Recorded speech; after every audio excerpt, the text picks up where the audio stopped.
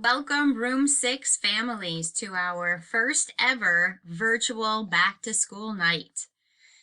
I have a lot of great things to share with you tonight, and you can watch this video again and again, or you can choose to go through our slideshow on my Canvas page. If you haven't signed up for Remind text messages yet, you can text the number 81010 and send the message at Cheg's Third to receive all the messages and updates this year. So let's begin with our back to school night presentation. Welcome to third grade. You are important. We want to make sure that you know we need you just as much as each other in order to make sure our students are successful this year. Working together, we will help your child succeed. We have together over 100 years of teaching experience to share with you. So we aren't going to stop until we're all proud. We are a team. So I tell the kids my nickname is Mrs. Chegs. I pronounce my last name Chegwidden, and I say it's Chegs like legs, so they remember it's only one G. So there's a picture of my across the hall colleague, Miss Dudek. We always get a first day of school picture, but this of course is from last year since we're not in school. Some basic information about me. I have my early childhood and elementary education degrees from Millersville University. I got my Master of Education degree, and this is my 9th year in third grade, a total of 22 years of teaching. So yes, I am old, and the kids tell me that too, but they say I look like I'm 20. I'm married to Mr. Chegs, who I refer to, for 15 years. Your kids are already learning a lot about him this year. I have one fur baby with us, and I always say I have two in doggy heaven. So picture Mr. Chegs. Nope, that's not him. That's the Incredible Hulk, who you also hear a lot about this year. But this is a picture of me and Mr. Chegs. And this is our newest member of the family. This is Lemmy. He is only 10 months old now. When we first got him in January, he was 5 pounds, and now he's a whopping 24 pounds of joy for our family. Are you ready to have some fun? Because we always like to play some games and do some fun things on back to school night. So let's see if you know whose child said this. Can you guess? Who keeps saying, I keep forgetting things? It was Nate and probably a few other kids. Who says, it's okay, I'll just put it in the chat? That was Emma. Sometimes it's easier than answering a question. Just type it in the chat. Now, who said this one? People think I'm yelling at them, but I'm not. It's just my regular voice. That's Miss Kylie.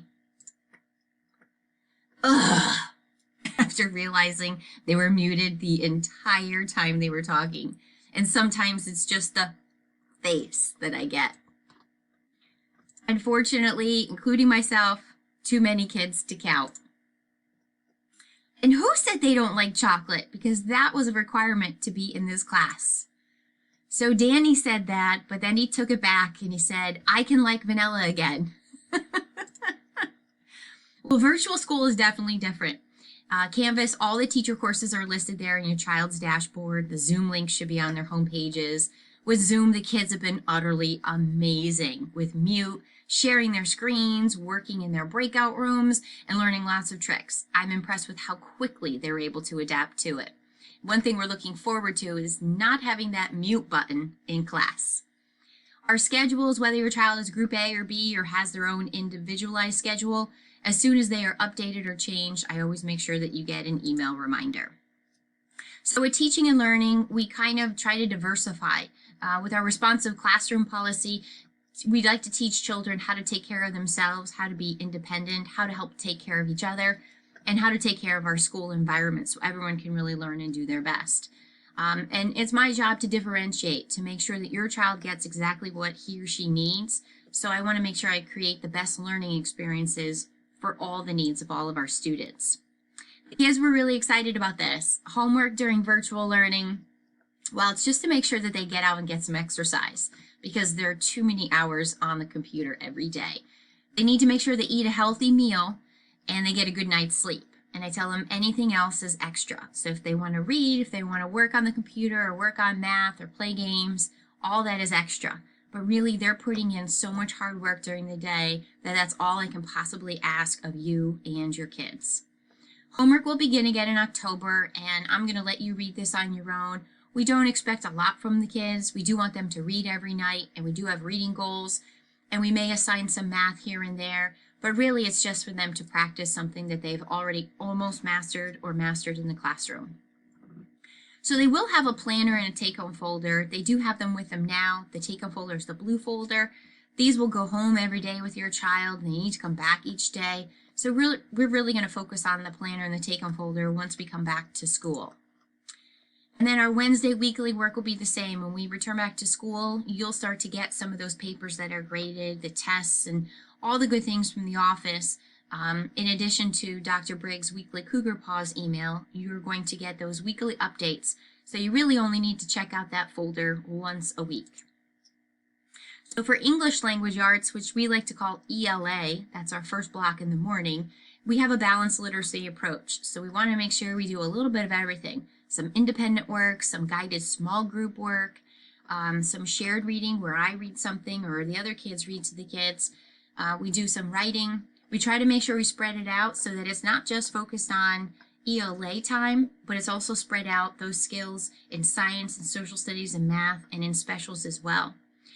We do focus on grammar. You have at least the first few copies, the first few units of our vocabulary book, and then just as a fun extra, cursive handwriting packet. So for math, we do use the Envision Math textbook. They're going through a name change with their online program from Pearson EasyBridge to Savas website, and that's also going to be placed on Canvas. So we like to do a mixture of things as well in math between independent work, partner work, and small group work. We like to have a lot of fun in maths. We do some games and activities, and then they have some great online practice games as well. So these are just some of the concepts that we learn in math. The biggest one, though, is multiplication. In science and social studies, we have a lot of fun.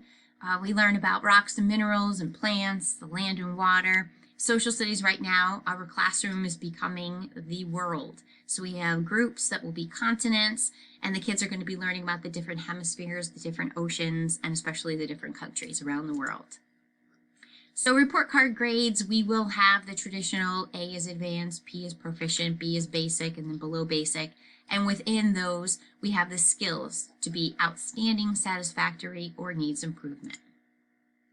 PSSAs will be coming up later on in April. Last year, we didn't really have them in 2020. So this year, it looks like 2021, we're on track to have them.